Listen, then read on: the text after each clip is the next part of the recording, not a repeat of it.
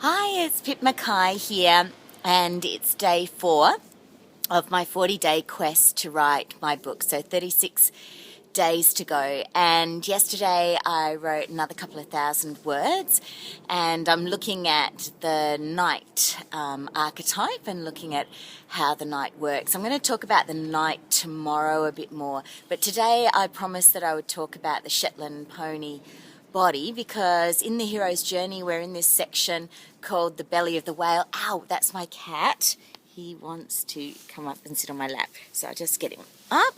Oh, anyway. This is Tiger. Say hello, darling. Oh, boo, boo, boo. He's going to feature in the lovers section of my book, but anyway, of the blog that I'm going to be writing. So, yeah, what's the Shetland pony body? Well, yesterday I talked about the racehorse nervous system. This is where your brain and your nervous system is racing all the time, and it exhausts your body, and then you get this Shetland pony body. And if you think of a Shetland pony, it's slow and stubborn and cranky and, tends to store fat and a bit chubby.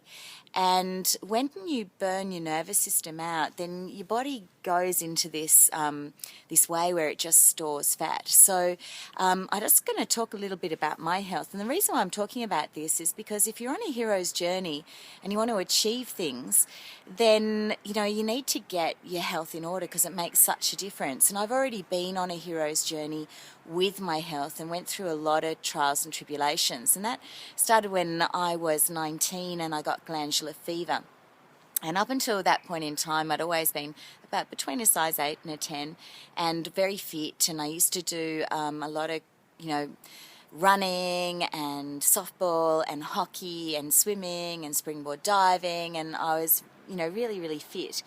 And then I got glandular fever. Now I was really sick. This is when I was 19. It was my first year of uni. I had to take a year off to recover from it. And during that time, I put on some weight, and I sort of got to about a size 14. But I got some help with food and understanding food, because I got allergic to a lot of things at that point in time. And then I was fine, and, I was okay. But during my health was still very compromised. So anytime things got very stressed, I'd get very, very tired. And I didn't realise that I'd actually got chronic fatigue, but it wasn't really full-blown. Basically what was happening was there was this low-lying viral activity in my body all the time, and the moment I got particularly stressed or the moment something happened, then that would sort of like come out, and I would be really, really tired. So when I was in my 30s, it got pretty bad. So when I was about 34, I was just tired all the time. I couldn't get things done, and it was all a bit full on. And I found some amino acid therapy, and I started to do that, take lots and lots of vitamins, minerals, and amino acids. And that made a massive difference. And I kind of recovered, and everything was fine. And I started my NLP business, and I was taking the aminos, and I was supporting my body. And, I was doing a lot of coaching, so I had really good, my mindset was good, and I was healing and clearing my emotional problems, and, everything was really great. And then the only problem was I couldn't get pregnant, and I really wanted to have a baby. I didn't realise at the time that that's quite common with people with chronic fatigue, and I hadn't quite knocked it on the head. I was keeping myself off from seeing the symptoms of it because my body had enough amino acids to fight it. But I didn't have enough stores in order to help my fertility. So anyway, in the end, I took the big decision to do IVF, and I started that process, and I did that process for 3 years. And unfortunately for me, my body couldn't cope with the drugs, and that sent me into early menopause at 43. And at that point in time, my body just wouldn't stop putting on weight. So even though I wasn't eating any wheat, I was hardly eating any sugar, I was hardly eating any dairy, and I was, everything was good, but I just was putting on more and more weight, and I seemed to be allergic or intolerant to more and more foods. Now, one of my male friends at this time, he had a lot of allergies as well, and he solved that by running, and he just pushed his metabolism up really high by doing a lot of exercise. But I couldn't do that. Every time I started to exercise, I get really sore throat and chronic tonsillitis, and I would just get sick. And then I just got sicker and sicker, and there came this point where it was either a choice of doing exercise in the day or working that day, even just a walk, would just throw me into not being able to function. I did keep running my business, but that's all I could do. Run my business, see clients. A lot of my clients were getting great results, even though I personally wasn't finding it easy with my health. But, my mindset was really good, and, I was pushing through it, even though I was hot flushing. My body went into this early menopause at 43. I had these emotional ups and downs. Fortunately, my mind could see this is just my body, but it was really, really challenging. And of course, I was also coping with the grief of not being able to have a baby. So all of this stuff was going on, and I just could run my business and sleep, and that was all that I could do. And, I did lots of things: acupuncture, Chinese, herbs, chiropractic, kinesiology. I traveled all over the place, all over the world, looking for solutions. I went and did everything I could possibly do. And I'm really pleased I did all of those things, because all of those things, I think, stopped me getting full-blown diseases. But I sat on the cusp of a lot of problems. My cholesterol was sky high.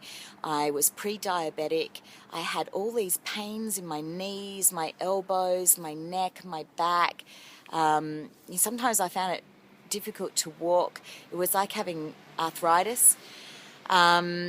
My thyroid was really slow. My temperature was extremely low, even though I was hot flushing. So one of the tests for thyroid is to take your basal body temperature, which is your temperature every morning before you get up. Well, my temperature was so low that they didn't have that even on the scale. It was so low. And that's one of the things of hypothyroidism.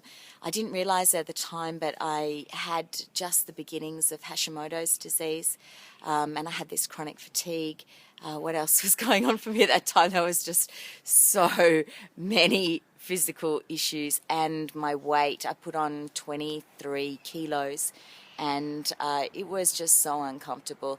And, as much as, there was the whole issue of putting on the weight, it was more the health and my well-being that was really full on.